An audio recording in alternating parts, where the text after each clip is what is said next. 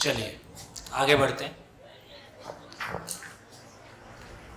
तो अब तक जितनी हमने बात की उसमें यहाँ पहुँचे कि सुख क्या है, व्यवस्था को समझना, जीना और दूसरे के समझने में सहयोगी बनना। देखो पहले भी अपन चर्चा किए कि पशु और मानव में क्या अंतर है। सोचने विचारने की असीम क्षमता मानव के पास है। यदि सोचने विचारने की असीम क्षमता मानव के पास है, यही मानव और पशु में फर्क है, तो समझना ही मानव का मूल काम है। नहीं तो वो काम तो बच्चे पशु के भी होते हैं, पशु भी अपने बच्चे पालते हैं। तो मूल बात ये समझ में आई कि समझना ही मानव में मानव की मौलिकता है, समझना ही मानव में मूल काम है। तो ये समझ में आया कि व्यवस्था को समझना, जीना, दूसरे के समझने में सहयोगी होना, ये मेरा महत्व है, मेरी उपयोगिता है, बाकी खाना पीना। तो व्यवस्था को कैसे समझें, कहाँ समझें? अब ये भी हमने चर्चा किया कि यदि मेरा शरीर बीमार है तो व्यवस्थित है कि अव्यवस्थित है। तो अभी मानव का जितना भी फैलाव है, व्यक्ति के रूप में, परिवार के रूप में, समाज के रूप में, व्यवस्थाओं के रूप में, सरकार के रूप में, वो सभी व्यवस्थित है कि अव्यवस्थित है? अभी जैसा हम जी रहे हैं कि जिंदा है? तो जिंदा रहते हुए क्या एक मानव अपने आप में व्यवस्थित है कि अव्यवस्थित है? परिवार, समाज, सरकार, गाय भैंस, तो व्यवस्था को कहाँ समझे? तो इसलिए हमको नेचर की ओर चलना होगा और नेचर में समझना होगा कि वहाँ व्यवस्था का स्वरूप कैसा है, व्यवस्था किसको बोल रहे हैं। तो हम चलते हैं नेचर की ओर। नेचर की ओर चलें तो ये कह रहे हैं कि इस धरती पे 4 अवस्थाएं हैं। इस धरती पे 4 अवस्थाएं हैं।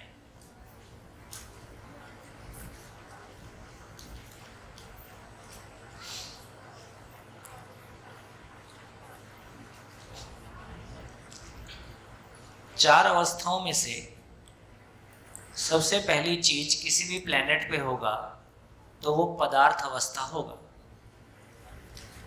पदार्थ अवस्था का मतलब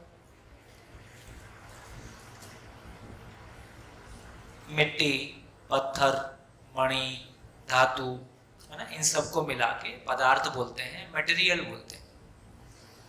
तो एक चीज 4 में से जिसको हम पदार्थ अवस्था बोल रहे हैं। दूसरी चीज जिसको हम प्राण अवस्था बोल रहे हैं। प्राण अवस्था का मतलब है पेड़ पौधे।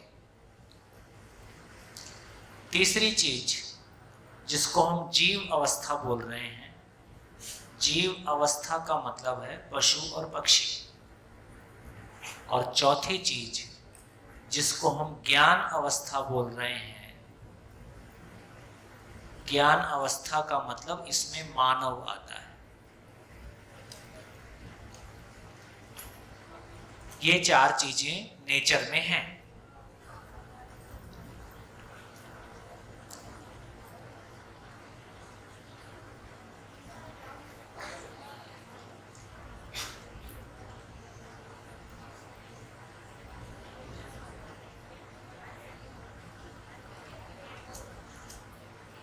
हाँ जी, बोर्ड के साथ साथ चलें, बोर्ड के साथ साथ चलें।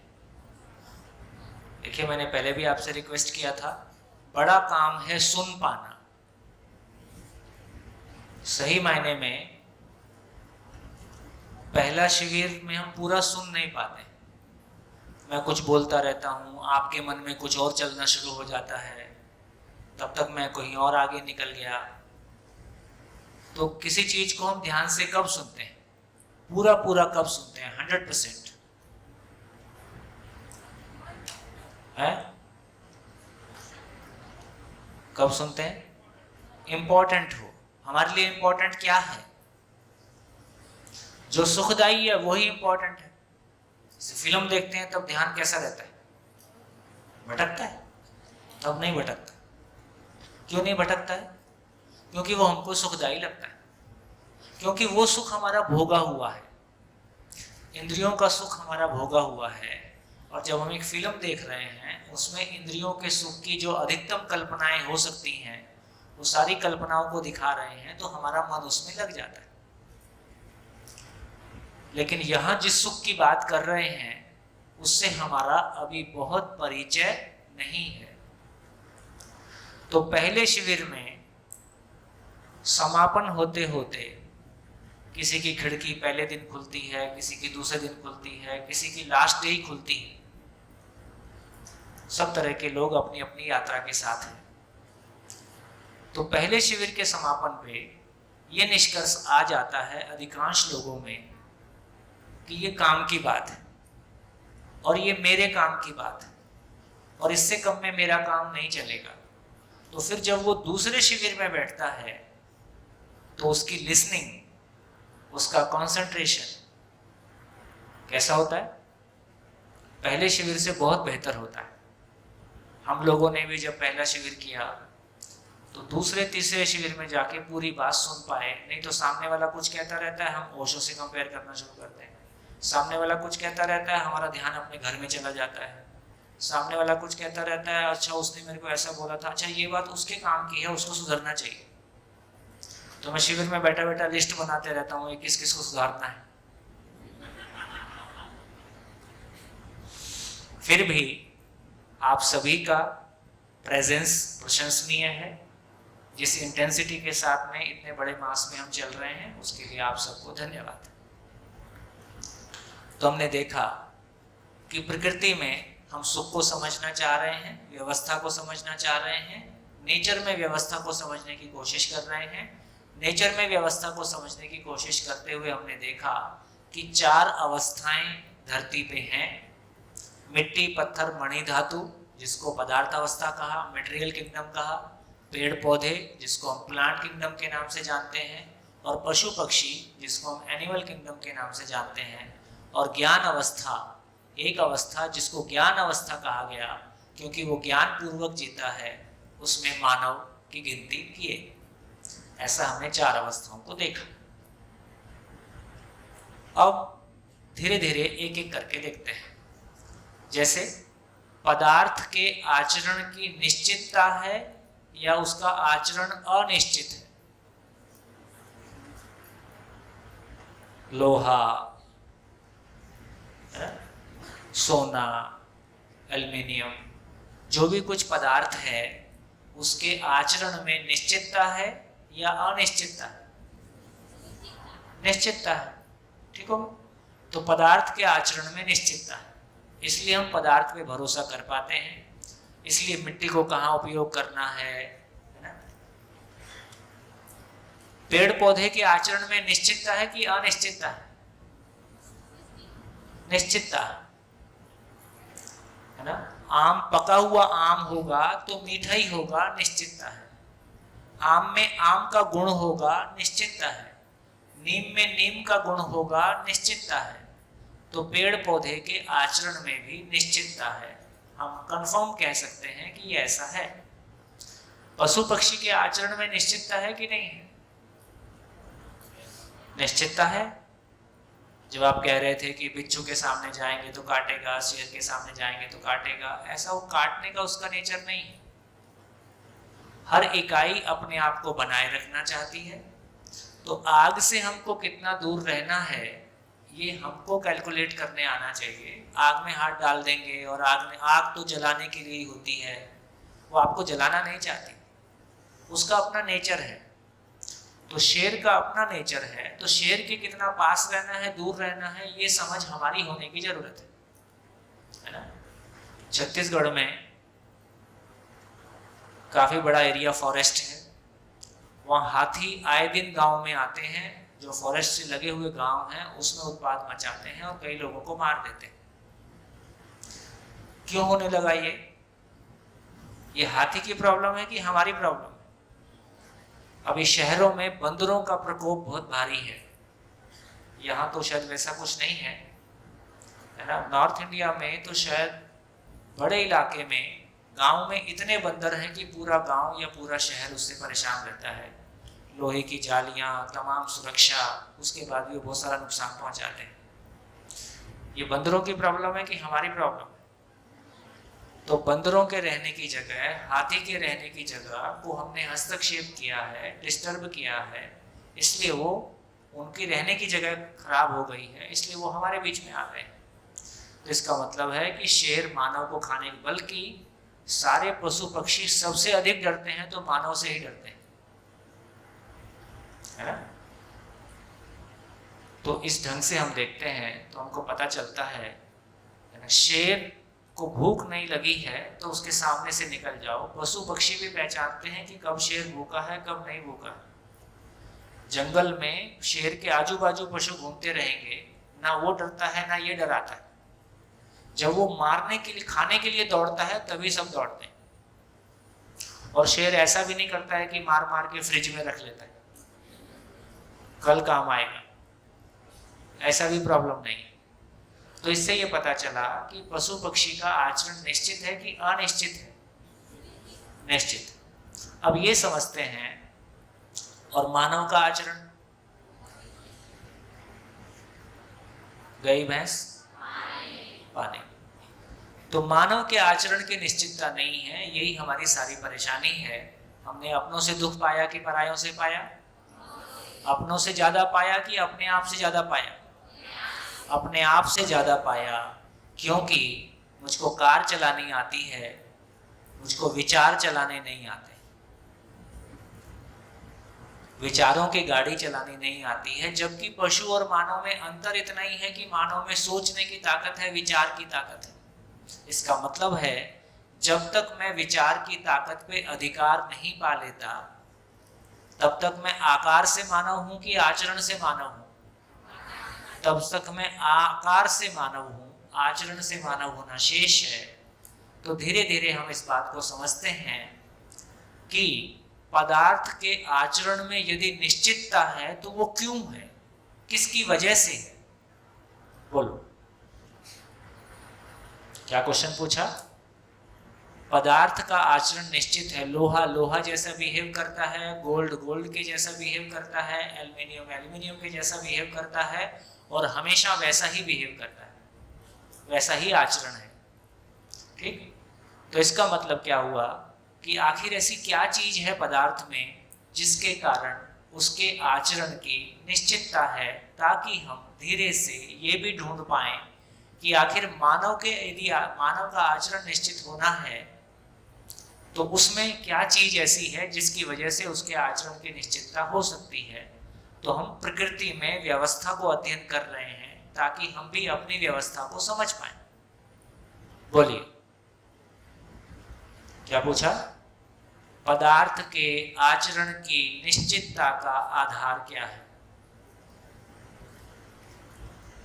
क्योंकि पदार्थ में भाव और विचार नहीं है।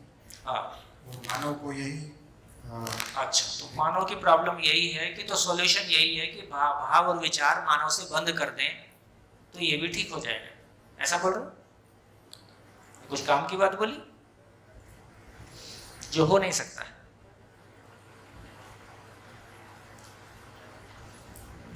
वो नेचर में जो चीज है वो कुदरत का व्यवस्थापन है, और उसका जो इलेक्ट्रॉन प्रोटॉन की जो अरेंजमेंट है वो अरेंजमेंट फिक्स है, और उसके आगे वो खींचती नहीं है।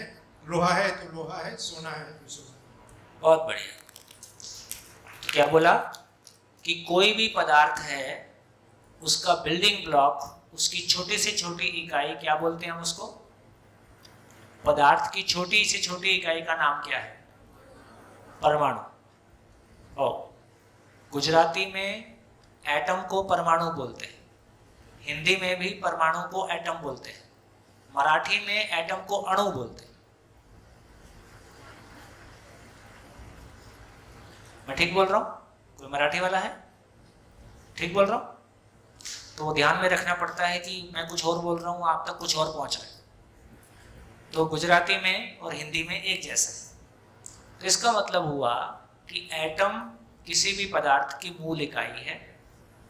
और जब एटम, हम वो मेंडलीव टेबल पढ़ते हैं ना, कौन सी क्लास में आ जाती है? आवर्त कोष्टक कौन सी क्लास में इंट्रोड्यूस करते हैं? 8वीं में आ जाती है। अच्छी बात है कि सभी 8वीं पढ़े हुए हैं। सबको याद है? क्या बोला? आवर्त कोष्टक। आवर्त कोष्टक सबको याद है, ध्यान में है? तो उसमें सारे परमाणु की लिस्ट रहती है। कितने परमाणु की लिस्ट होती है? 108 और कुछ अनस्टेबल हैं मिला के 118। तो सारे परमाणु की जो लिस्ट रहती है, तो सारे परमाणु का आचरण भी साथ में लिखा रहता है। आचरण का मतलब है melting point, boiling point, malleability, कितना खींच सकते हैं उसको, है ना, वैलेंसी, ठीक है। इसका मतलब है कि परमाणु का, किसी भी मटेरियल का आचरण परमाणु से डिफाइन होता है। जैसे घर, मकान की बिल्डिंग ब्लॉक क्या है?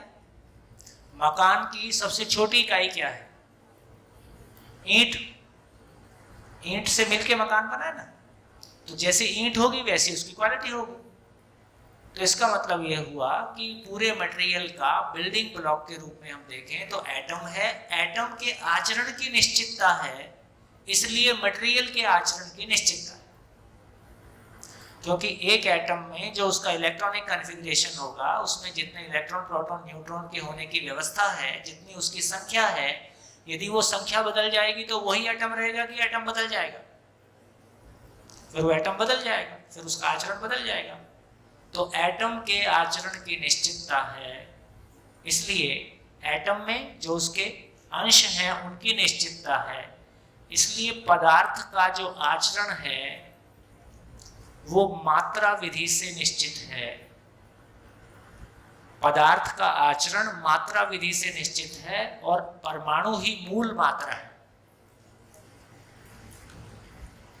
ध्यान में आ गया? सबके ध्यान में आ गया? हाथ खड़ा करो। गुड। तो एक बात पता चल गई कि यदि मटेरियल में आचरण की निश्चितता है तो परमाणु में जो अंशों की संख्या है, इलेक्ट्रॉन, प्रोटॉन, न्यूट्रॉन, उसकी निश्चितता है ना, इसलिए उसके आचरण की निश्चितता है। एक काम पूरा हो गया। अब पेड़ पौधों की तरफ चलते हैं। पेड़ पौधों के आचरण की भी निश्चितता है। तो पेड़ पौधों के आचरण की निश्चितता का आधार क्या है? पेड़ पौधों के आचरण का आधार क्या है? बीज। क्या मतलब? एक बीज लगाने से एक पेड़ बनता है, उस पेड़ पे एक फल लगता है, उस पे एक बीज पैदा होता है, उससे वही पेड़ फिर बनता है ना। तो बीज से पेड़, पेड़ से फल, फल से वही बीज, उसी बीज से वही पेड़, फिर इस तरह से उसके आचरण की निश्चितता बनी रहती। एक बीज में पूरे फल तक का, पूरे पेड़ की सारी डिजाइन, हाइट, आयु, फल, गुण सब एक बीज में निहित रहता है। एक छोटे से बीज में सब कुछ निहित रहता है और उससे वही बीज बनता है, उसी क्वालिटी का बीज बनता है। तो बीज परंपरा की वजह से वनस्पति संसार में आचरण की निश्चितता पाई जाती है। क्या निकला? बीज परंपरा।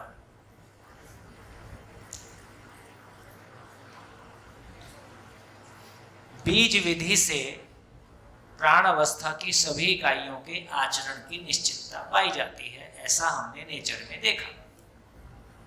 अब पशु की तरफ चलते हैं। शेर का बच्चा, बकरी का, शेर मर जाएगा, घास नहीं खाएगा, बकरी मर जाएगी, मांस नहीं खाएगी। इसका मतलब है सभी पशुओं में भी उनके आचरण की निश्चितता है।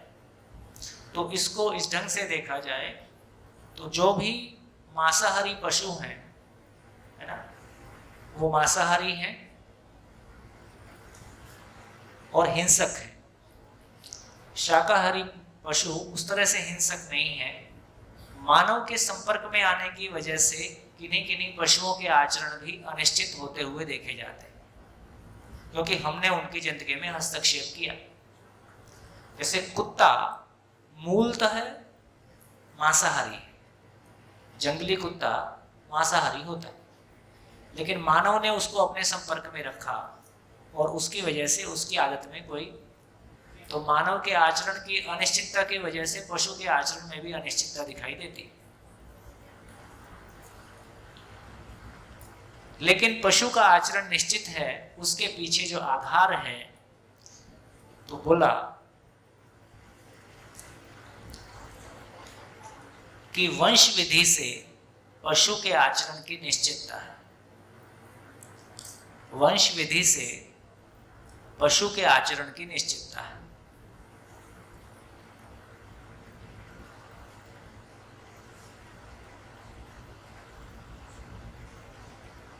इसका प्रमाण क्या हुआ कि आचरण की निश्चितता है?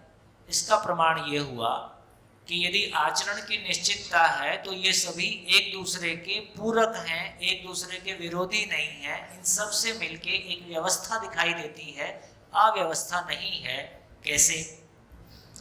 जैसे जैसे किसी भी मिट्टी पे एक तरह के पौधे उगते हैं, किसी भी मिट्टी पे एक तरह के पौधे उगते हैं और मिट्टी उसको अपनी पूरी उपजाऊ शक्ति उपलब्ध करा देती है, वापस मर के वो पौधे उसी मिट्टी की उपजाऊ शक्ति का पोषण करते हैं। तो इस तरह से हमको पता चला कि यदि आचरण की निश्चितता है तो वो एक दूसरे के लिए पूरक हैं। वो सारा आचरण एज ए होल भी किसी व्यवस्था को दिखाई देता है। उन्हीं पेड़ पौधों को, पेड़ पौधे के फल को, पेड़ पौधे को मानव खाता है, उसको पशु भी खाता है ना। मानव का शरीर मर जाता है तो वापस पदार्थ की उपजाऊ शक्ति को बढ़ाता है, पशु का शरीर मर जाता है तो वापस उपजाऊ शक्ति को बढ़ाता है ना। इस रूप में हम देखते हैं ये इसके लिए पूरक है। पशु का मलमूत्र वापस उसकी उपजाऊ शक्ति को बढ़ाता है, इसलिए पशु पक्षी भी पेड़ पौधे के पूरक हैं, है ना। ठीक। और पशु पक्षी और मानव के जिंदा रहने के लिए जो कुछ भी आवश्यक है वो मानव को पेड़ पौधे से उपलब्ध हो गया। मानव के जिंदा रहने से के लिए पदार्थ से जो कुछ उपलब्ध है उसको पदार्थ से उपलब्ध हो गया। मानव के जिंदा रहने के लिए जो कुछ मानव को पेड़ पौधे से जरूरत है वो भी उपलब्ध हो गया। और हम जिंदा हैं। क्यों जिंदा हैं? क्योंकि धरती, जलवायु, पानी, पेड़ पौधे, हवा, पशु पक्षी, सब कुछ का सहयोग हमने लिया है। सब कुछ का सहयोग, सबने सहयोग हमको दिया है, उसको पाके हम सभी जिंदा हैं। मानव ने क्या किया? अब मानव की एंट्री होती है इस प्लेनेट पे, जैसे फिल्म में विलेन की एंट्री होती है ना। मानव ने पदार्थ के साथ जिया तो प्रॉब्लम पैदा हुआ। हवा जहरीली, पानी जहरीला, मिट्टी जहरीली। पेड़ पौधे के साथ जिया, काट पीट के सब बराबर किया। पशु पक्षी के साथ जिया, काट पीट के सब बराबर किया। इन सब को हमने अध्ययन किया तो एक नाम दिया, GW। क्या? Global warming. और ये मानव कहीं भी पैदा होता है तो किसी परिवार में पैदा होता है।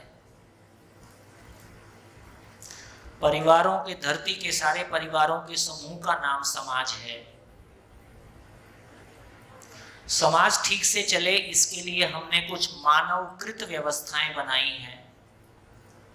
एक प्राकृतिक व्यवस्था है, एक मानवकृत व्यवस्था है। मानवकृत व्यवस्था मतलब तो जैसे एजुकेशन सिस्टम हमने ये बनाया, न्याय का सिस्टम बनाया, पुलिस का सिस्टम बनाया, है ना, राजनीति का सिस्टम बनाया, स्वास्थ्य के लिए कोई सिस्टम बनाया, है ना, परिवार के रूप में कोई सिस्टम बनाया, उसमें भी हमने कुछ बातें की।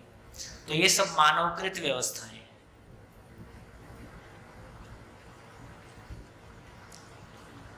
प्रकृति वाले पार्ट में देखें तो कितने क्वेश्चन मार्क हैं? मानव पदार्थ के साथ में जिया तो क्वेश्चन मार्क, मानव पेड़ पौधे के साथ में जिया तो क्वेश्चन मार्क, और मानव पशु पक्षी के साथ में जिया तो क्वेश्चन मार्क। बाकी सब ठीक है। मिट्टी पेड़ पौधे के साथ में जिया, क्वेश्चन मार्क है कि ठीक है? पेड़ पौधे मिट्टी के साथ में जिए, ठीक है। पेड़ पौधे पशु पक्षी के साथ में जिए, ठीक है।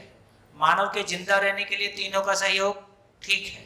सबके जिंदा रहने के लिए मानव का सहयोग, ग्लोबल वार्मिंग, ऐसा हमने पहचाना। अब नीचे देखते हैं, नीचे कितने क्वेश्चन मार्क आएंगे। जैसे जैसे बच्चा बड़ा होता है, माँ बाप को लगता है कि अब इसने सुनना बंद कर दिया, अब नहीं चलाता है।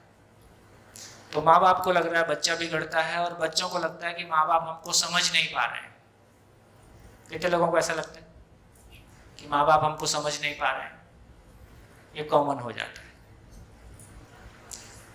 समाज के मुखिया को लगता है परिवार ठीक नहीं है, परिवार को लगता है ये मुखिया जिम्मेदार नहीं है। तो लगभग सारी स्थिति ऐसी है कि व्यक्ति को परिवार से शिकायत है, परिवार को व्यक्ति से शिकायत है, परिवार को समाज से शिकायत है, समाज को व्यक्ति से शिकायत है ना। आप लोग तो बहुत अच्छे लोग हो, है ना। दिल्ली मुंबई के किसी कॉलेज के बाहर खड़े होकर युवाओं से पूछें कि समाज के प्रति तुम्हारी क्या जिम्मेदारी, क्या आंसर मिलेगा? अच्छा भी मिल सकता है, लेकिन ये भी मिल सकता है कि समाज ने हमारे लिए किया ही क्या है, ऐसा भी मिल सकता है। तो व्यक्ति को समाज से शिकायत है, समाज को व्यक्ति से शिकायत है, सबको एक दूसरे से शिकायत है। और ये शिकायतें दिनों दिन बढ़ रही कि घट रही? बढ़ रही। तो एक नई प्रॉब्लम और है जिसका नाम है FW।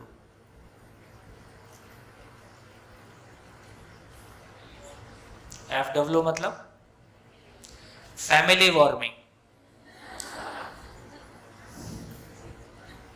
आप लोगों ने साइंस में पढ़ा है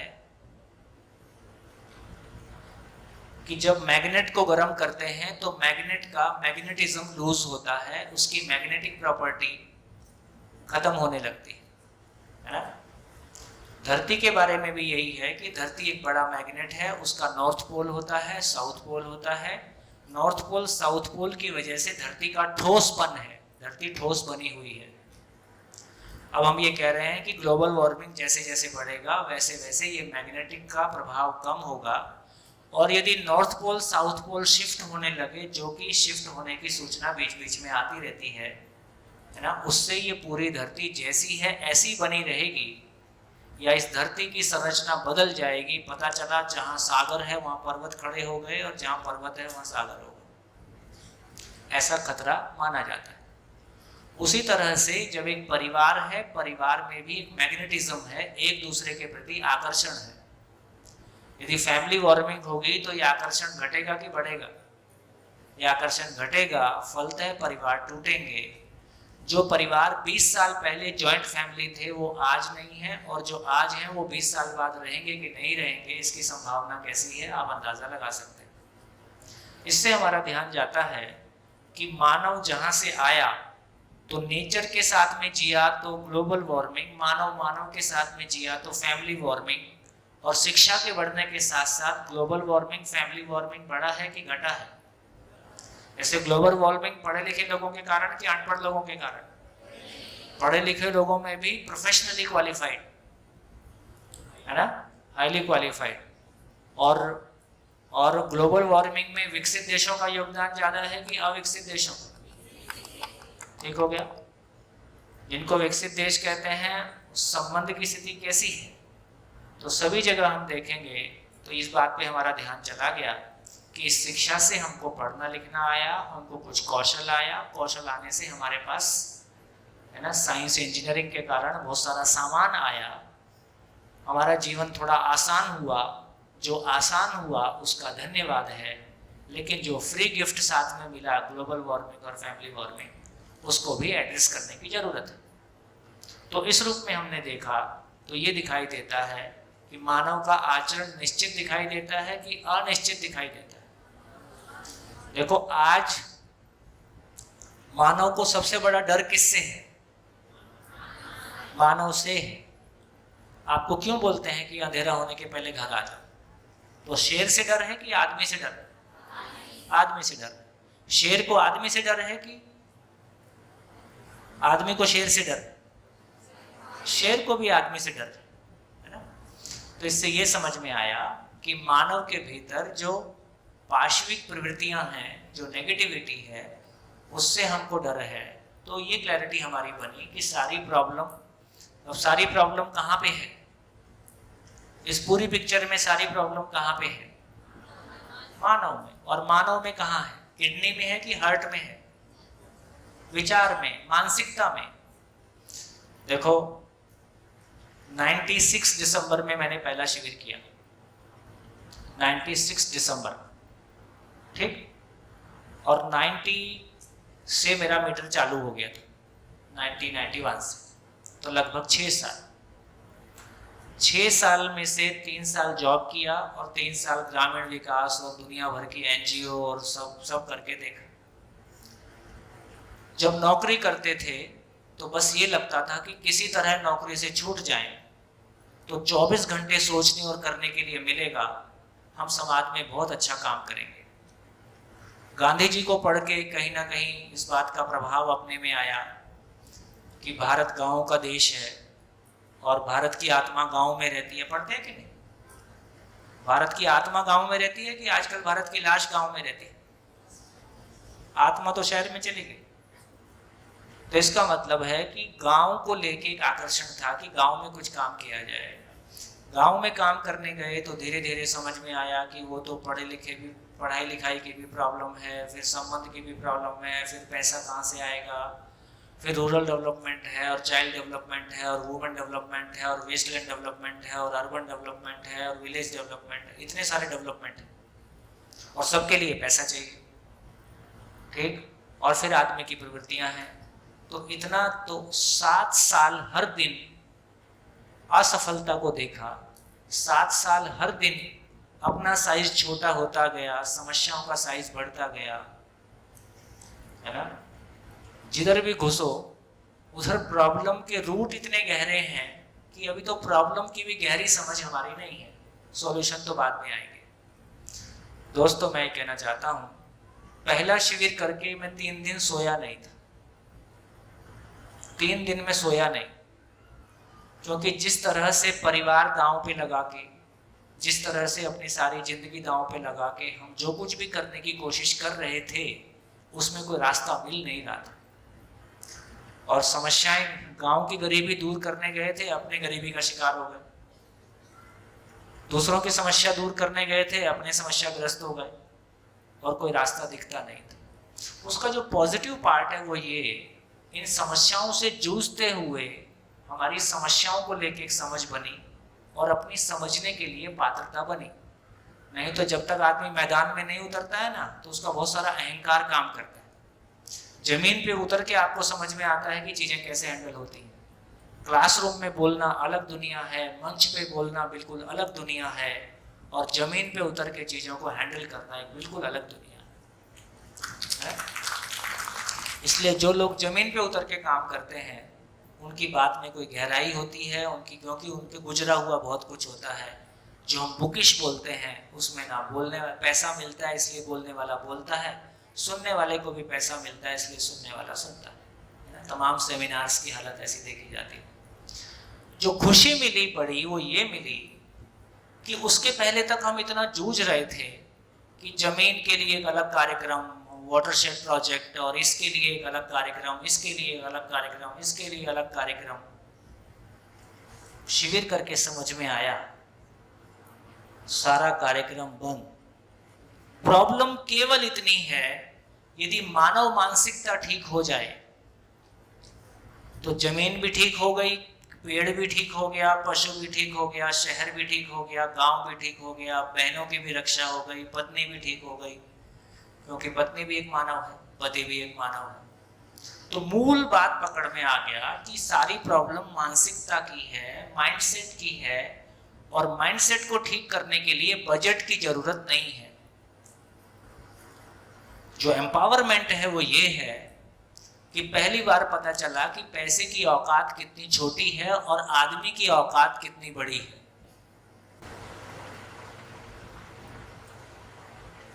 इस शिविर के पहले जब पहले काम करते थे तो यही लगता था कि यार जो पैसा देता है वो अपनी टर्म्स एंड कंडीशन बताता है, जो पैसा देता है और साथ में ये मान लेता है कि अकल मेरे पास बाय डिफॉल्ट होती है।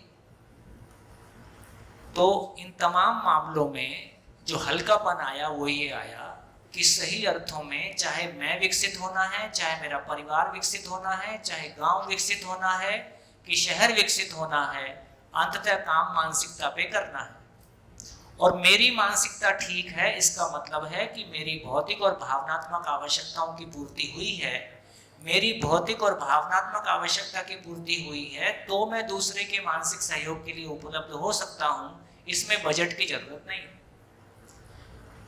हम और हमारे सभी मित्र देश भर में इस काम को बिना किसी आर्थिक अपेक्षा के करते हैं, क्योंकि ये काम हमारी पूर्णता के लिए, हमारे लिए साधना है, इसलिए इसके लिए कोई पैसे लेने की जरूरत नहीं है। जब मैं अपनों के साथ बात करता हूँ, अपनी फैमिली में अपनों के साथ बात करता हूँ, तो उनको बिल बना के तो नहीं देता हूँ। मैं मेरे दोस्तों से बात करता हूँ तो उनको बिल बना के तो नहीं देता हूँ। तो जो मेरा परिवार है, यदि ज्ञान कोई चीज है और ज्ञान से ये समझ में आया कि मानव मानव के बीच में एक रिश्ता है, तो इसमें कोई पैसे की बात नहीं है, आवश्यकता अनुसार आदान प्रदान हो ही सकता है। तो काम इतना हल्का हो गया, इतना एम्पावरिंग हो गया, है ना। देखो अभी हमारे पास जो हम मिलके काम करते हैं उसमें ना कोई संस्था है, ना कोई केंद्रीय कंट्रोल है, ना कोई केंद्रीय बॉडी है, ना कोई फंडिंग है, ना समाज की फंडिंग है, ना सरकार की फंडिंग है। अपने घर से 2 रोटी खाते हैं और जहां अवसर मिलता है, जहां लगता है कि सिंसियर लोग हैं, उनके बीच में जाके शेयर कर देते हैं, है ना। और हम देख रहे हैं सरकारें बदल सकती है, समाज के समाज बदल सकते हैं, इसकी पूरी संभावना है। तो दोस्तों मैं ये कहना चाहता हूं कि जो मूल बात है कि ये आदमी का सॉफ्टवेयर गड़बड़ है, ये ठीक हो जाएगा तो सारा ठीक हो जाएगा। खुशी की बात क्या है? खुशी की बात ये है कि जैसे पदार्थ मात्रा विधि से नियंत्रित होता है, पेड़ पौधे बीज विधि से नियंत्रित होते हैं, पशु पक्षी वंश विधि से नियंत्रित होते हैं, मानव संस्कार विधि से नियंत्रित है। संस्कार का मतलब है जैसा मानता है वैसा जीता है। यह रिलेशन डायरेक्ट है। एक मानव जैसा मानता है वैसा जीता है। मानता मतलब बोलने के लिए नहीं, जीने के लिए। इसलिए संस्कार की परिभाषा है, जीने के अर्थ में स्वीकृतियां ही संस्कार है। हमारी बोलने की स्वीकृतियां अलग हैं। सभा में क्या बोलूं कि सारे प्रभावित हो जाएं, मेरा सम्मान करें, ये अलग गुणाभाग है। लेकिन जब मैं जीने जाता हूं तो मैं वही जीऊंगा जो मेरी चेतना का स्तर होगा।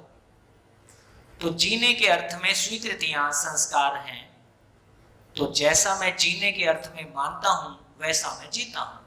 मैं स्वयं को हिंदू मानता हूं कि मुस्लिम मानता हूं कि जैन मानता हूं कि बौद्ध मानता हूं, किसी को दुश्मन मानता हूं, किसी को शाकाहारी होने को ठीक मानता हूं, मांसाहारी होने को ठीक मानता हूं। जैसा मानता हूं वैसा जीता हूं। शादी करने को ठीक मानता हूं तो शादी करता हूं, शादी नहीं करने को ठीक मानता हूं तो शादी नहीं करता हूं। शहर में रहने को ठीक मानता हूं तो शहर में रहता हूं, हिमालय में रहने को ठीक मानता हूं तो हिमालय में रहता हूं। जैसा मानता हूं वैसा जीता हूं। इसका मतलब है यदि मेरा मानना अस्तित्व के अनुरूप हो जाए, प्रकृति सहज हो जाए, नेचुरल हो जाए, क्योंकि हर नेचुरल चीज का एक नेचुरल बिहेवियर है। हर प्राकृतिक एंटिटी का, हर प्राकृतिक इकाई का एक प्राकृतिक नेचर है ना। पदार्थ प्राकृतिक है, पेड़ पौधे प्राकृतिक हैं, पशु पक्षी प्राकृतिक हैं, मानव भी प्राकृतिक है। यदि हर प्राकृतिक चीज का इस अस्तित्व में एक प्राकृतिक बिहेवियर है, एक नेचुरल बिहेवियर है, तो ह्यूमन बीइंग भी एक नेचुरल एंटिटी है, इसलिए उसका भी एक नेचुरल बिहेवियर है। इसका मतलब अच्छाई को कोई महापुरुष बताता है कि वो अच्छाई को अस्तित्व में पहचानता है। अच्छाई या जो सहीपन है वो नेचर में है, तो हमको ना अच्छाई को तय करना है ना हमको बुराई को तय करना है, वो अस्तित्व में है, उसको पहचानना है। उसको पहचानते हैं तो बात बन जाएगी। इसका मतलब है यदि मानव दुखी है तो वो अपने प्राकृतिक बिहेवियर के साथ है कि अप्राकृतिक बिहेवियर के साथ है। इसका मतलब है वो अपने प्राकृतिक बिहेवियर के साथ नहीं है, उसने अपनी प्रकृति को नहीं पहचाना है, उसने कुछ माना हुआ है। मानने के आधार पर ये दुनिया मेरे मानने से चलेगी या जैसी दुनिया है उसको समझने से चलेगा, जैसा है उसको समझने से चलेगा। तो इस पे मेरी क्लैरिटी बनती है। तो एक आशा की किरण है, मानव मूलतः दुखी होना नहीं चाहता, मानव मूलतः सुखी होना चाहता है, और अस्तित्व में मानव सुखपूर्वक कैसे जी पाएगा उसके कुछ नियम हैं। वो सॉफ्टवेयर यदि वो डाउनलोड कर लेता है तो उसका जीवन सुखमय हो जाता है, वो उसको मानना ही चाहता है। इसलिए मैंने पहले भी कहा था, अभी हमारा सॉफ्टवेयर कैसा है? 1947 पायरेटेड इन्फेक्टेड। और कौन सा सॉफ्टवेयर डाउनलोड करना है? एग्जिस्टेंशियल यूनिवर्सल सॉफ्टवेयर डाउनलोड करना है। इसी का नाम पूरी समझ है और कुछ नया करना नहीं है। तो हमारे को पता चला कि मानव संस्कार विधि से जीता है। अभी वो संस्कारवान है या मान्यताओं के साथ है? अभी मान्यताएं हैं। तो मानव संस्कार पूर्वक जीता है, जैसा मानता है वैसा जीता है। इसका मानना ठीक हो जाए का मतलब है कि इसका जानना हो जाए, जानने के आधार पर मानना ठीक हो जाए, तो जीना ठीक हो जाए, तो ये सुखी हो जाए।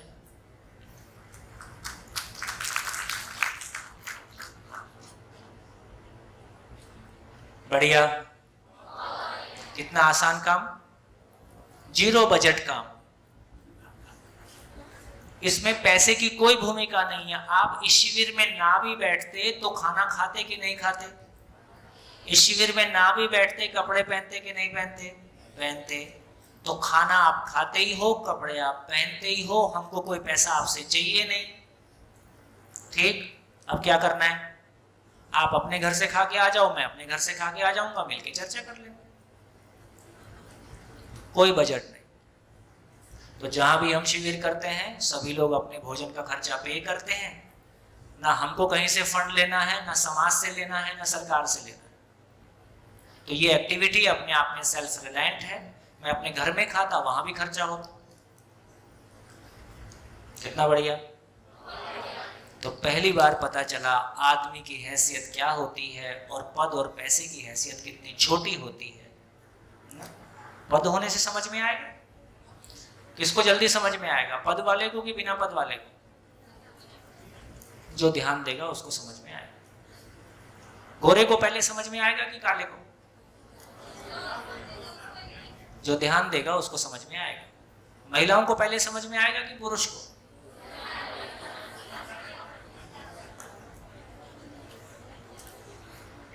झंझट ही खत्म हो गया, सारा झंझट खत्म हो गया। हाँ जी, तो इस चर्चा से क्या समझ में आया? इस चर्चा से क्या समझ में, लिख डालिए, इस पूरी चर्चा से क्या समझ में आया? 2 मिनट में, 2 मिनट फटाफट।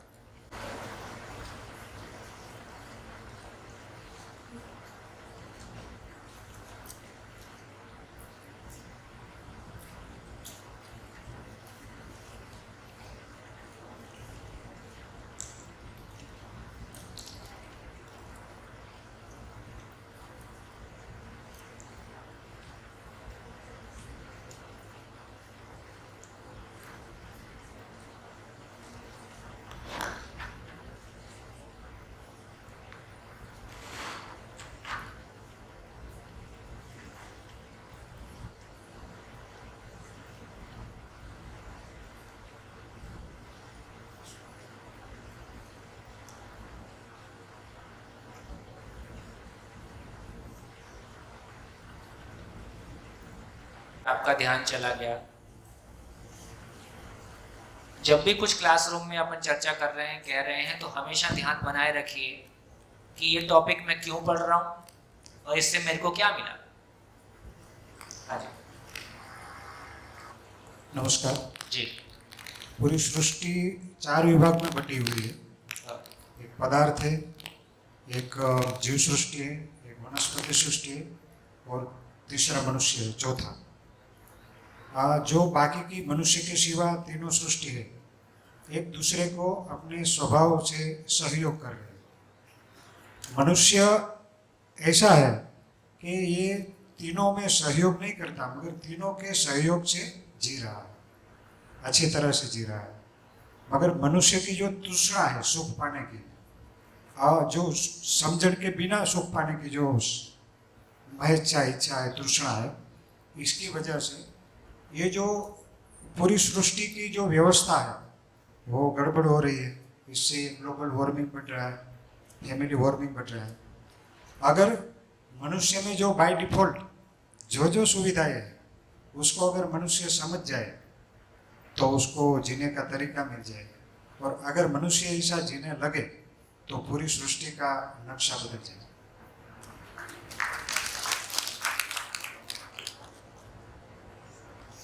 देखिए कितना सुंदर प्लेनेट है, जहां इतना पानी, इतनी अनुकूल जलवायु, उसको हम खराब करने में लगे हैं। और चांद पे बस्ती बसाएंगे, मंगल पे बस्ती बसाएंगे, है ना, और वहां पानी भी नहीं है, सुसु को फिल्टर करके पानी पिएंगे, है ना। इससे अच्छा भैया यहीं ठीक से रह लो। तो कहीं ना कहीं वो जो महिमा है हमारी, वो जो आप सोच के देखिए कि मानव का शरीर 50 डिग्री से ऊपर का टेम्परेचर नहीं झेल पाता। अभी जहां -20 रहता था वहां का टेम्परेचर बोलते हैं 40-45 क्रॉस कर गया। तो जिस तरह के तेज परिवर्तन आ रहे हैं, आगे गाड़ी किधर जाएगी, दूसरा प्लेनेट, और अब एक नया पागलपन शुरू होगा। वो 2-4 लोग अभी अंतरिक्ष में नहीं गए, है ना, अब उसमें क्या व्यापार शुरू होगा। अभी तक वो इवेंट मैनेजमेंट वाले वो 100 फीट ऊंची सीढ़ी लगा के वरमाला ऊपर डलवाते थे। इवेंट मैनेजमेंट थी। शादियों में बहुत सारी बेवकूफ़ियाँ होती हैं। अब ये नए प्रकार की बेवकूफ़ी भी शुरू हो सकती है। एक आदमी का ऊपर जाके अंतरिक्ष में जाने का खर्चा 2 करोड़ रुपए। अब पति पत्नी वरमाला जो है अंतरिक्ष में जाके डालेंगे। नया व्यवसाय खोलने में क्या दिक्कत है? पागलपन है ही है, पैसा है ही है, कैसे खर्च करना है वो इवेंट मैनेजमेंट वाले बता देंगे। तो इसका ही मतलब है कि यदि हमको सद्बुद्धि, तो समाज में जो सक्षम वर्ग है वो साधनों का सदुपयोग करने की बजाय वो ऐसा मॉडल प्रस्तुत करता है कि या तो बाकी भी पागल होंगे, नहीं पागल होंगे, अपने अपने कुड़ते रहेंगे। वो तो वरमाला ऊपर डाल के आ गया, हमें नीचे डालना पड़ रहा है ना। और वरमाला ऊपर डालो कि नीचे डालो, रिजल्ट सेम है। झगड़ा वही होना है जो पहले होना था। ठीक, तो ये क्लैरिटी, यदि हम कोई क्लैरिटी बनेगी तो हम अपने तन मन धन का क्या सदुपयोग करें, इस पे हमारा ध्यान जाएगा, है ना। धरती पे बोझ बने या धरती के लिए एसेट बने। हाँ जी, और क्या समझ में आया? माइक खड़े हो जाइए। हाँ सर, मेरा ये क्वेश्चन है कि आज तक मनुष्य के पास दिशा नहीं थी, दिशा नहीं थी। अभी मेरे घर में मेरे दादा दादी की उसके आगे जो पता होता कि इसी तरह से जीना है, तो हम भी वो एनिमल जैसे फॉलो करते हैं, वंश परंपरागत, वैसे हम भी फॉलो करते होंगे। पता ही नहीं था ना आज तक। वही देखो, किसी से भी पूछो शादी क्यों करना है, किसी को पता नहीं। वंश बढ़ाना है, कॉमन आंसर है। वंश बढ़ा के, यदि वंश बढ़ाना यदि शादी का पर्पस होता तो हम सब लोग बच्चे पैदा करके सुखी हो गए होते। ऐसा हुआ नहीं। इसका मतलब वंश बढ़ाना पशु परंपरा में है, मानव में वंश बढ़ाना लक्ष्य नहीं है। हम अब तक पशु परंपरा में जी रहे। तो मानव बेसिकली ज्ञान अवस्था की इकाई है, ज्ञान पूर्वक जीने वाली इकाई है, इसलिए विवाह का कोई और पर्पस है। तो जब तक विवाह क्यों करना है यही पता नहीं है, तो ना समझ लोग ना समझी से बच्चे पैदा करेंगे और ना समझ बच्चे पैदा करेंगे, यही हाल होगा। इसमें मैं किसी को दोष नहीं दे रहा हूँ, लेकिन जो अधूरापन है उसको पहचानने की जरूरत तो है। देखो सुबह एक बच्चा था और एक मम्मी वहां उसके ऐसे बटन लगा रही थी, तो मैं उसको देखते देखते सोच रहा था कि हम माँ लोगों को कपड़े पहनाना आया, माँ या पुरुष दोनों एक ही बात है, कपड़े पहनाना आया, खाना बनाना आया, खाना खिलाना आया, है ना, कपड़े। और बच्चा कितने प्यार से खड़े होकर बटन लगवाता है ना, ऐसा प्यार से खड़ा रहता है, आप बटन लगाते रहो, बटन लग जाएगा, उससे पहले हिलेगा नहीं ना, फिर पूरे लगवाएगा। तो बच्चा तो तैयार है अपने आप को व्यवस्थित करने के लिए, हमने उसके कपड़े व्यवस्थित कर दिए, कहीं उसके विचार भी व्यवस्थित करने में सहयोग दे देते। भाव और विचार भी कैसे व्यवस्थित होगा, कपड़े व्यवस्थित कर दिए, हम कितने कपड़े व्यवस्थित पहनते हैं, हमारे मकान कितने व्यवस्थित हैं, हमारी सड़कें कितनी व्यवस्थित हैं, हमारे घर कितने व्यवस्थित हो गए। इसका मतलब ये हुआ कि जिसका ज्ञान हमको आ गया उसको हमने व्यवस्थित कर लिया, और उसके व्यवस्थित होने से जो फल था जब वो नहीं आया तो फिर आगे की तलाश शुरू होती है। सूत्र है मानव समीक्षा विधि से आगे बढ़ता है, मानव समीक्षा विधि से आगे बढ़ता है। समीक्षा का मतलब, समीक्षा गुजराती में चलता है समीक्षा, हाँ, मूल्यांकन और समीक्षा अलग अलग है। दूसरा सूत्र लिखो, भ्रम का मूल्यांकन है पहला वाला, मानव समीक्षा विधि से आगे बढ़ता है। समीक्षा विधि से लिखो, ये लिख लोगे, मानव समीक्षा विधि से आगे बढ़ता है। इसका मतलब क्या है, पहले दूसरा सूत्र लिख लो, फिर दोनों को समझते हैं। भ्रम की समीक्षा होती है, सही का मूल्यांकन होता है। भ्रम की समीक्षा होती है, सही का मूल्यांकन होता है।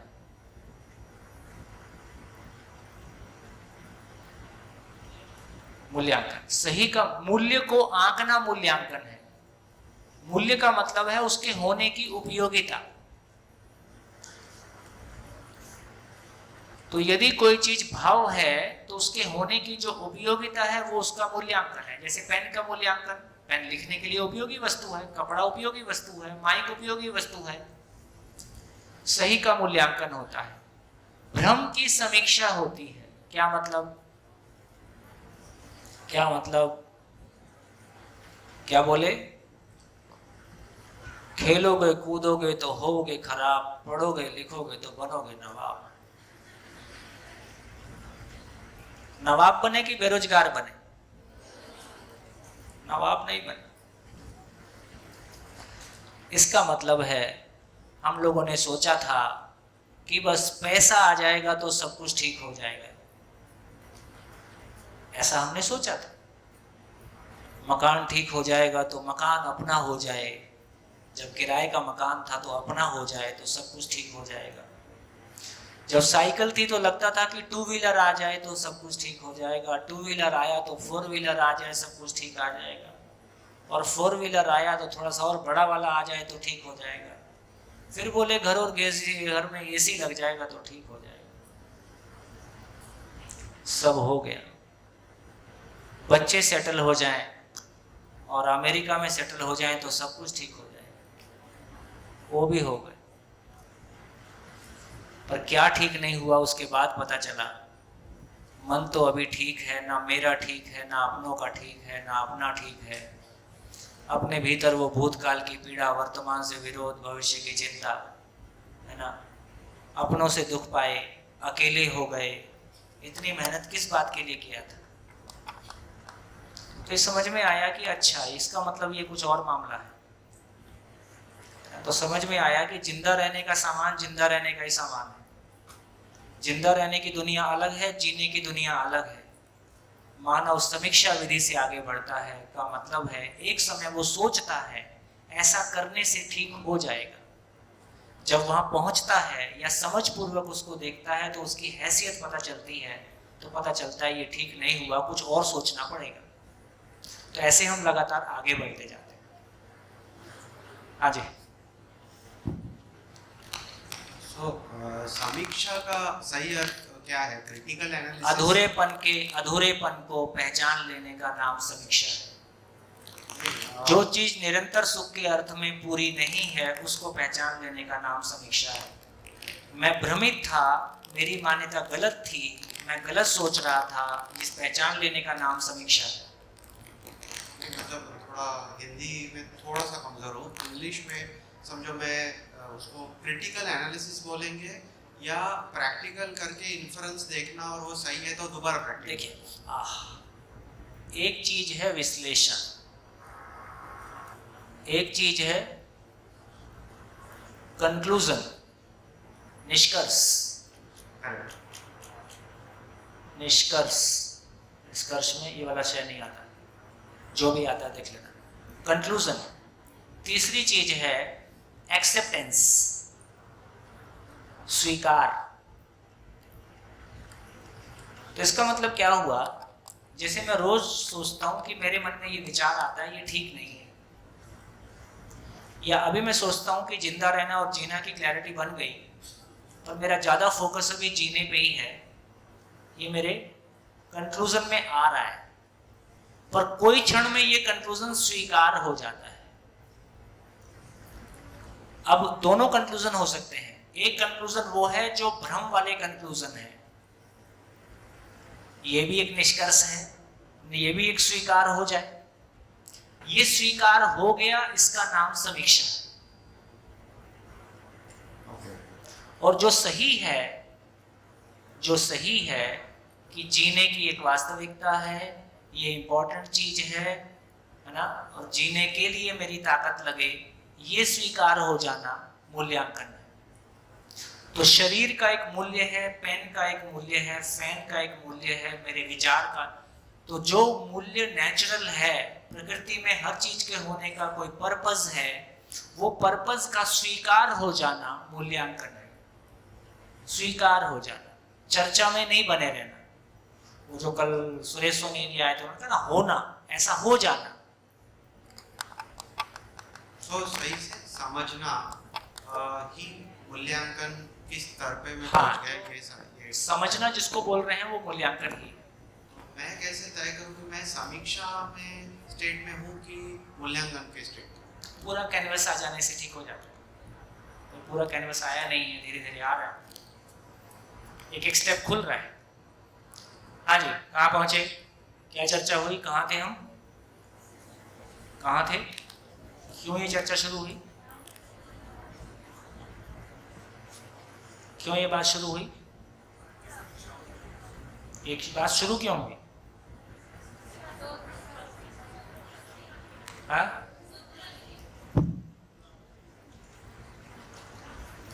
जी लिंक छूट गई। जीवन में जो जो प्रॉब्लम है उसको हमें जांचना है, तो उसकी हमें समीक्षा करना है। कैसे करते हैं, विश्लेषण करते हैं, ज्ञान करते हैं। मैंने ये क्यों शुरू किया, वो मेरा लिंक टूट गया, कोई बात नहीं। हाँ जी, माइक।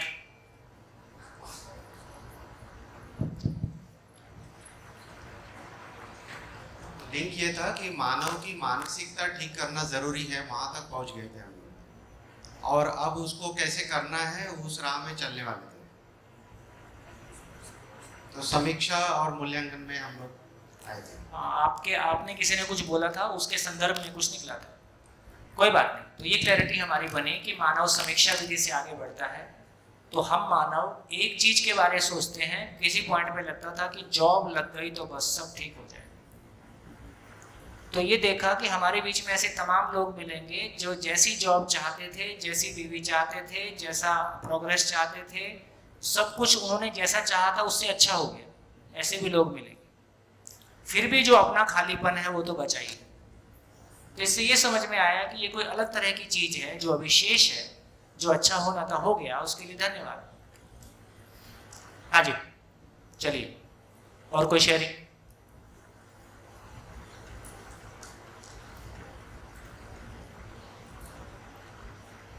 आगे चल, आगे चलते हैं। हाँ बेटा। माइक।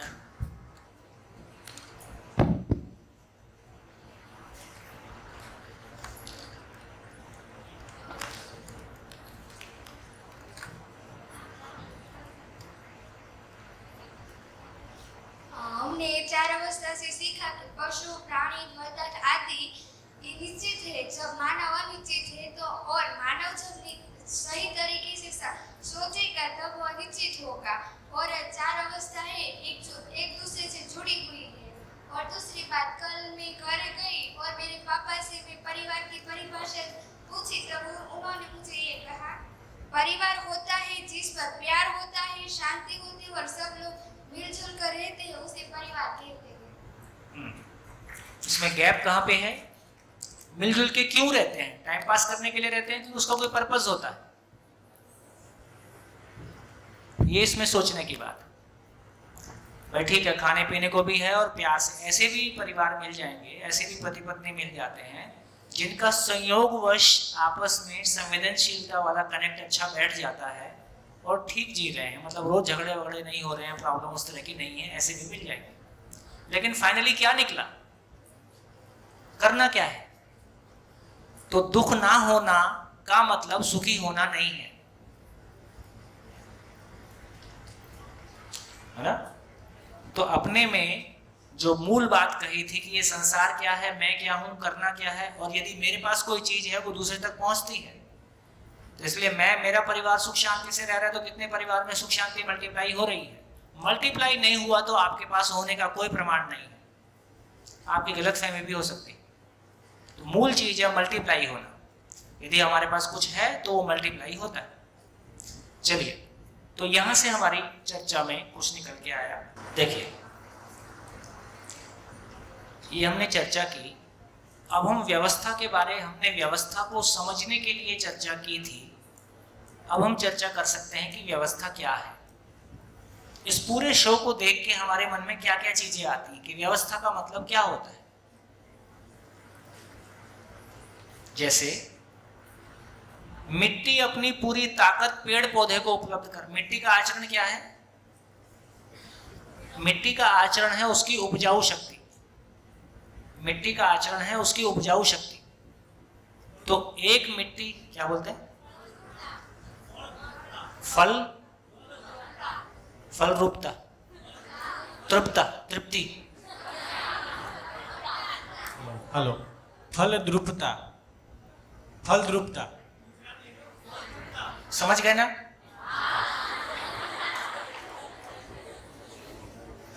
आज पदार्थ अपनी पूरी ताकत उपलब्ध करा देता है ताकि पेड़ पौधा जी सके। ध्यान से सुनना। पदार्थ मिट्टी अपनी पूरी ताकत उपलब्ध करा देती है ताकि पेड़ पौधे जी सके, और पेड़ पौधे वापस जो पत्ते फेंकते हैं और मर के वापस मिट्टी की उपजाऊ शक्ति को और बढ़ा देते हैं। ये बात पहुंच रही? तो मैं 2 चीजें लिखता हूं, कौन सा ठीक है बताइए। एक है जिसको हम बोलें जियो और जीने दो। दूसरा है जीने दो और जियो। यदि नेचर में देखें तो नेचर में कौन सा है? पहला है कि दूसरा है? नेचर में देखें तो कौन सा है?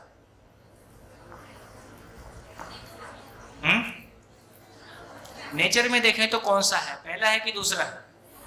इस पर टिकाओ। नेचर में देखें तो कौन सा है? दूसरा। कैसे? कि पदार्थ ने पेड़ पौधे के जीने के लिए पेड़ पौधे को जीने दिया। पेड़ पौधे को जीने दिया, उसके फल स्वरूप मिट्टी जी गया और उपजाऊ शक्ति बढ़ गई। ठीक हो? पेड़ पौधे ने पशु पक्षी को जीने दिया, और पशु पक्षी के मलमूत्र, है ना, जैसे किसी जंगल में शेर नहीं रहेगा तो क्या होगा? किसी जंगल में शेर नहीं होगा तो क्या होगा?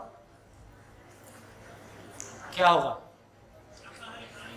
शाकाहारी प्राणियों की संख्या बढ़ जाएगी और शाकाहारी प्राणी सारे पेड़ पौधे खा जाएंगे और मिट्टी मिट्टी बचेगी, इकोसिस्टम ध्वस्त हो जाएगा।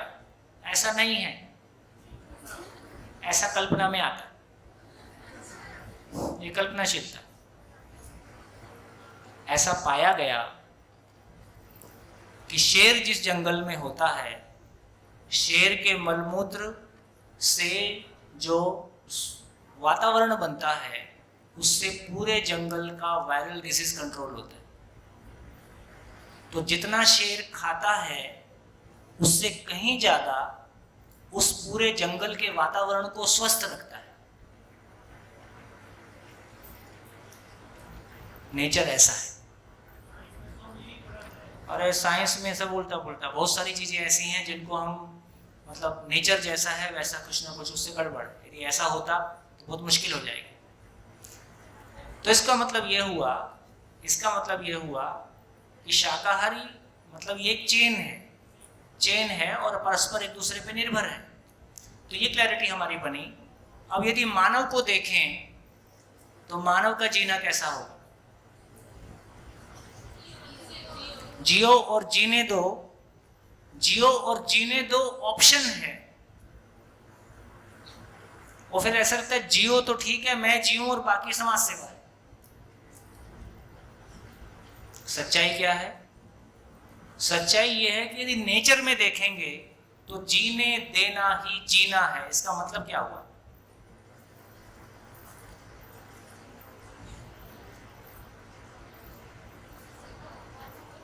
जीने देना ही जीना है। जीने का मतलब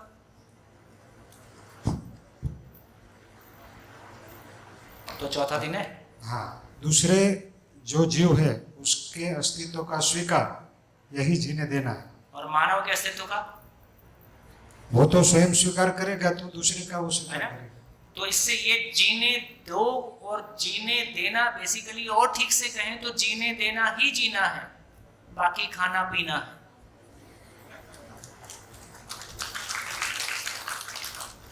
क्या मतलब? जीने देना में पहला पॉइंट है कि दूसरे के जीने में हस्तक्षेप नहीं करना, दूसरे के जीने में बाधा नहीं बनना। उसका दूसरा पॉइंट है कि उसके जीने में सहयोगी होना। का मतलब है कि एक मानव अपने भाव और विचार, एक मानव अपने होने के प्रयोजन को, अपने पर्पस को समझ पाए। क्यों जीना है, मेरे जीने का पर्पस क्या है, मेरे होने से क्या फर्क पड़ता है इस धरती पे, और मेरे ना रहने से इस धरती पे क्या फर्क पड़ता है। कितने लोगों को लगता है कि मेरे ना रहने से इस धरती पे कोई फर्क नहीं पड़ता है? चलो, तो 60-70 किलो का बायोमास,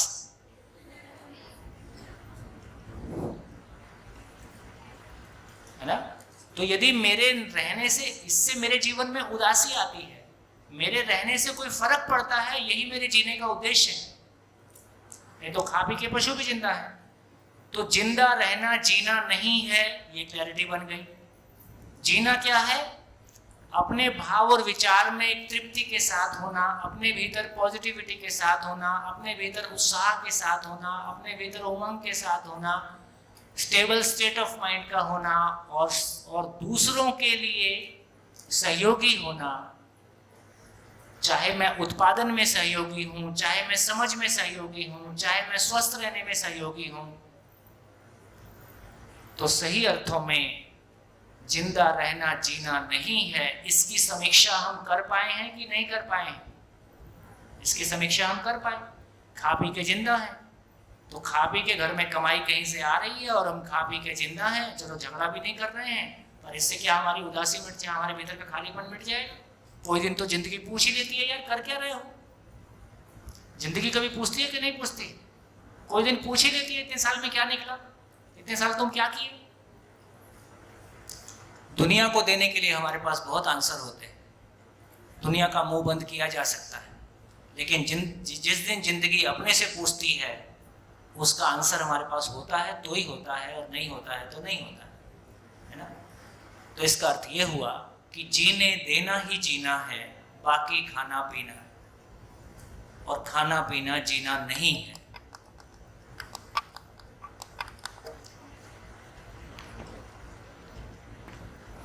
और यदि मेरे जीने का मतलब है कि दूसरे को जीने के लिए सहयोग दे पाना, दूसरे भी जी पाए उसके लिए सहयोग दे पाना, तो सही अर्थों में नेचर में देखें तो नेचर में जीने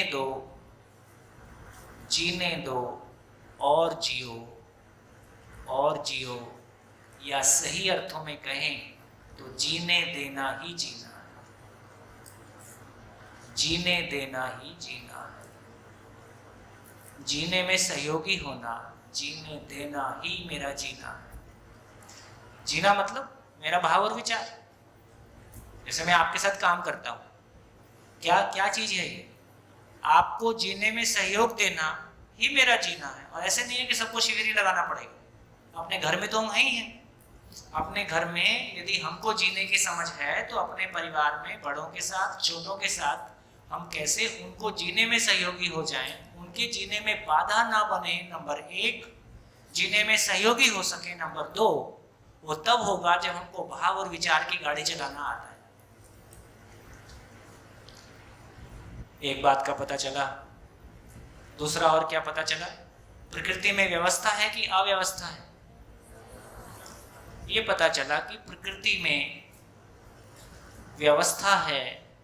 व्यवस्था का एक ही मतलब है कि परस्पर सामंजस्य है।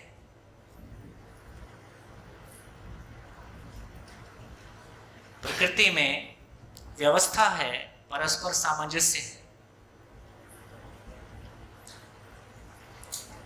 और ये व्यवस्था कैसे है? नोट्स बनाने के लिए बहुत परेशान मत होना। मैं बोलता रहूंगा, आप लिखते रहोगे, इससे कुछ नहीं निकलने वाला। तो उतना ही लिखो जितना समझने में सहायक हो। ये YouTube में जाओगे और कई बार यही शिविर मिल जाएंगे, बहुत सारे शिविर पड़े हैं। तो लिखने की चिंता मत करो। लिखना भी है तो उतना ही लिखो जो आपके समझने में बाधा ना हो। नोट्स बनाने की जरूरत नहीं है। मैंने पहले भी कहा था, लेकिन आपको सबको लगता है काम की चीज आई, इधर आए मत आए, कॉपी में आ जाए, और कॉपी यही क्लासरूम में छोड़ के जाने वाले। ध्यान रहेगा। तो अपन समझने का काम करें कि अपने चित्त में आ जाए कि हाँ ऐसा है। क्या बात हो रही है? प्रकृति में व्यवस्था है कि अव्यवस्था है? और व्यवस्था का मतलब क्या है? व्यवस्था का मतलब क्या है? परस्पर सामंजस्य है। इस हॉल में व्यवस्था है कि अव्यवस्था है? व्यवस्था है। कैसे पहचाने की व्यवस्था है?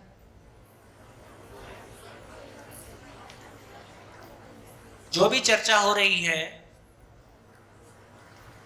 कहने वाला कहना चाहता है, सुनने वाला सुनना चाहता है, और सभी अपनी बात रख पाते हैं और सभी की बात का सम्मान है और हम आराम से चल रहे हैं। ये हमारी व्यवस्था हो गई। ये व्यवस्था हमसे ही नहीं चल रही है। इसमें ये माइक है और कैमरा भी है। मैं जो बोलता हूं उसको इतना ऊंचा करके आप तक पहुंचा दें ताकि आपके कान, आपको कम सुनाई दे वो भी प्रॉब्लम है और ज्यादा सुनाई दे वो भी प्रॉब्लम है। तो उतना ही आपके कान तक पहुंचे जितना आपको सुनने में अच्छा लगे। ये इस इंस्ट्रूमेंट की महिमा है। इसका मतलब है कि मेरे पास ये इंस्ट्रूमेंट और इसका पूरा सिस्टम, उनमें आपस में हार्मनी है, तालमेल है कि नहीं है? उनमें आपस में तालमेल है। फिर बोर्ड पे लिखा हुआ आपकी आंखों में ठीक से दिख जाए, उसके लिए कैमरा और ये सिस्टम है। इसका मतलब है गर्मी ना लगे उसके लिए फैन है। थोड़ा बहुत झंझट था, कुछ एग्जॉस्ट लगा लिए और कुछ कर लेंगे। इसका मतलब है जो कुछ भी है अपने आप में परस्पर हार्मनी में है, तालमेल में है। इस हॉल के जितने भी पार्ट एंड पार्सल है, जितने भी इकाइयां हैं, वो सभी अपनी अपनी जगह अपना अपना काम करते हुए एक समझने समझाने की बड़ी व्यवस्था में भागीदार हैं। तब ये क्लासरूम चल रहा है। तो व्यवस्था का मतलब क्या हुआ? व्यवस्था का मतलब क्या हुआ? उस व्यवस्था के जितने अंग अवयव हैं वो सब आपस में हार्मनी में हैं और अपना अपना काम कर रहे हैं। इसका नाम व्यवस्था है।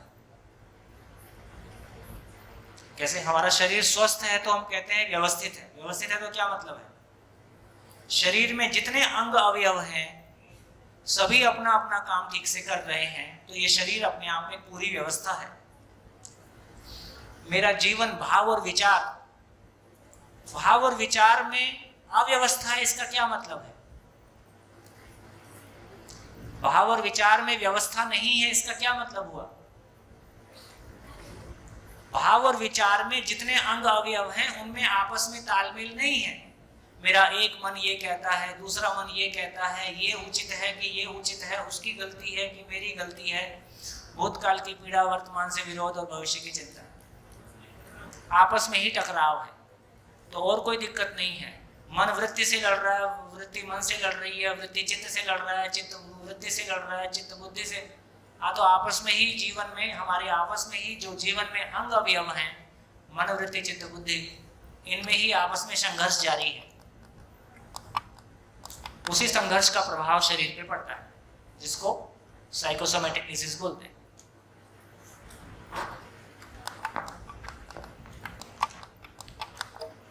अब ये समझना है कि यदि प्रकृति इतनी सुंदर व्यवस्था है, और कितनी सुंदर और कितनी बड़ी,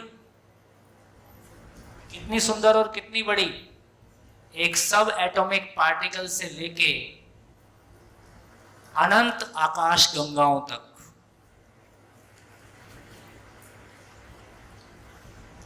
हमारी धरती सूरज के चारों तरफ कितनी गति से घूमती है? हमारी धरती सूरज के चारों तरफ किस गति से घूमती है? एरोप्लेन की गति क्या होती है? एरोप्लेन किस गति से चलता है? चलो, हमारी कार की गति क्या होती है? 100 किलोमीटर पर आवर, कम ज्यादा, ठीक हो गया। एरोप्लेन किस गति से चलता है? 800 किलोमीटर 1 घंटे में, कम ज्यादा, ठीक। और धरती किस गति से घूम रही सूरज के चारों तरफ?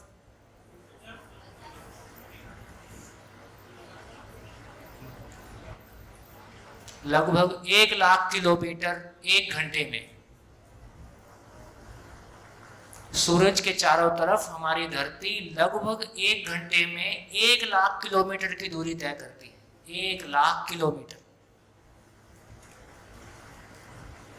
चक्कर तो नहीं आ रहा?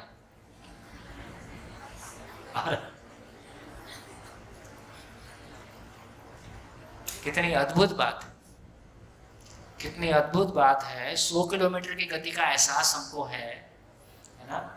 जो बुलेट ट्रेन वगैरह चलती हैं वो 300, 400, 500 किलोमीटर प्रति घंटा की बात हम करते हैं, उसमें काफी खतरा है, क्योंकि उसकी पटरी सीधी ही रखनी पड़ती, जरा सा भी मोड़ आया तो बाहर फेंका जाएगी।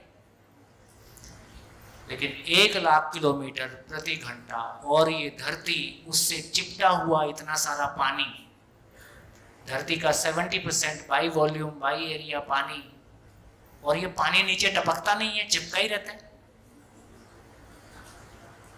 तो धरती आकाश में घूम रही तो पानी टपक जाना चाहिए ना, नहीं गिरता। कैसी व्यवस्था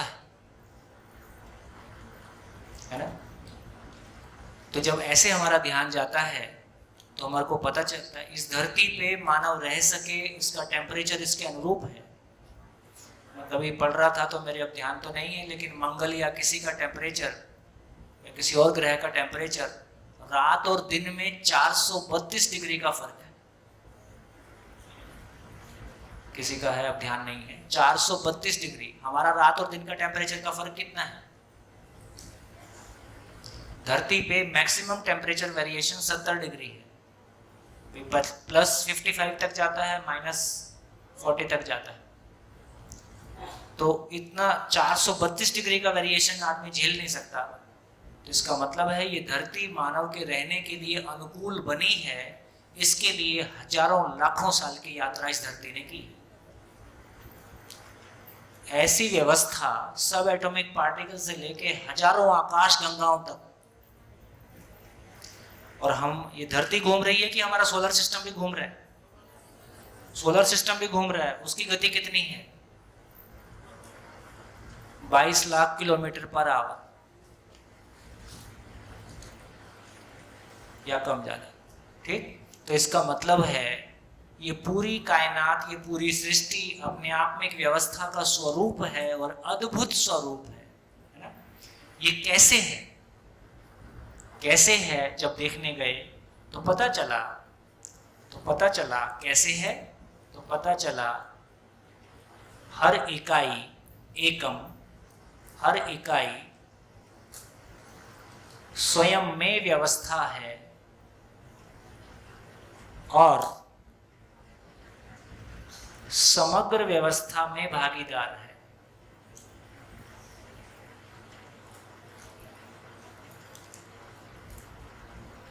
समग्र व्यवस्था में भागीदार है। इसी को बोलते हैं कि हर इकाई का आचरण निश्चित है। हर इकाई का आचरण निश्चित है। तो अब हमको निश्चित आचरण का पता चल गया। व्यवस्था के अर्थ में, बड़ी व्यवस्था के अर्थ में भागीदारी की निश्चितता आचरण है। क्या मतलब? एक घर की व्यवस्था चलती रहे, उसके लिए घर के हर व्यक्ति की भूमिका उसका आचरण है। एक विद्यालय की व्यवस्था चलती रहे, उसके लिए हर एक की भूमिका विद्यालय के संचालन के अर्थ में उसका आचरण है। एक शहर की भूमिका उसके देश के अर्थ में हर व्यक्ति का कोई आचरण है। ऐसे जब हम देखते हैं तो हमको पता चलता है कि बड़ी व्यवस्था के लिए, जैसे मशीन कैसे काम करती है, ऐसे ये माइक सिस्टम एक बड़ी मशीन है। तो इस वाले सिस्टम का क्या मतलब है? इस वाले सिस्टम के आचरण का क्या मतलब? इसमें कोई तार नहीं जा रहा है, कॉर्डलेस है। इसका क्या काम हुआ? यहां से ये वॉइस को ले ले और इससे जो बड़ी व्यवस्था है माइक सिस्टम, उसको ट्रांसफर कर दे, ये इसका आचरण है। आचरण समझ में आया? आचरण किसको बोल रहे हैं? जैसे कूलर लगा है, कूलर का आचरण क्या हो? तो बड़ी व्यवस्था में इस कूलर की जो भूमिका है वो कूलर का आचरण है। तो हमेशा जब भी आचरण की बात करेंगे, उस इकाई का उससे बड़ी व्यवस्था में जो रोल है वो उसका आचरण है। बढ़िया। आपका क्या रोल है?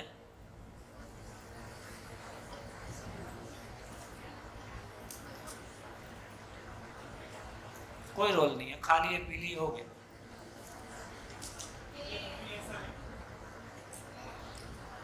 तो ऐसी मान, वीकेंड में होटलिंग कर लिया। शहरों का कैसा?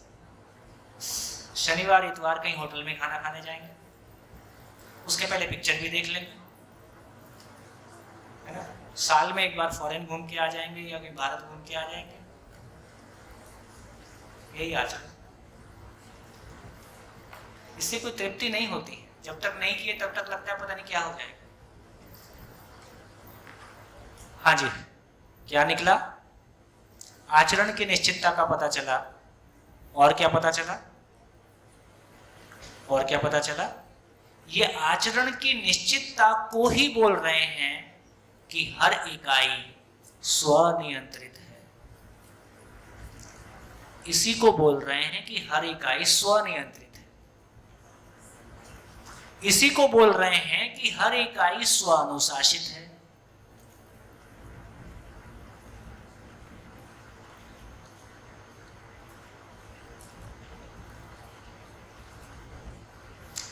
प्रकृति में व्यवस्था का स्वरूप कैसा है, उसको देखकर हम अपने लिए व्यवस्था के स्वरूप को पहचान पाए।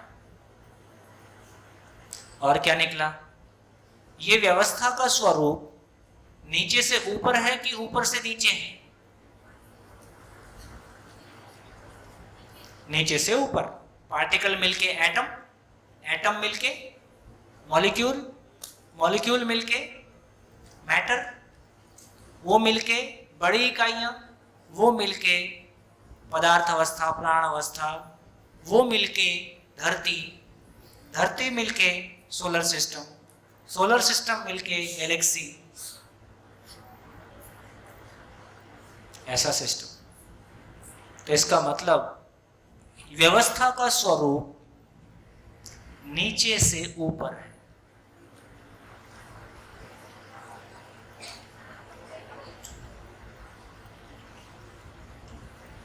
नीचे से ऊपर है।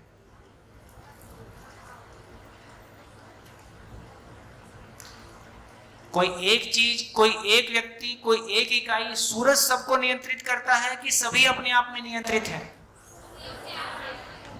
हमारे शरीर के भी सभी चीजें अपने आप में नियंत्रित हैं। कोई एक चीज सबको नियंत्रित करती है ऐसा नहीं, अपने आप में सिस्टम है।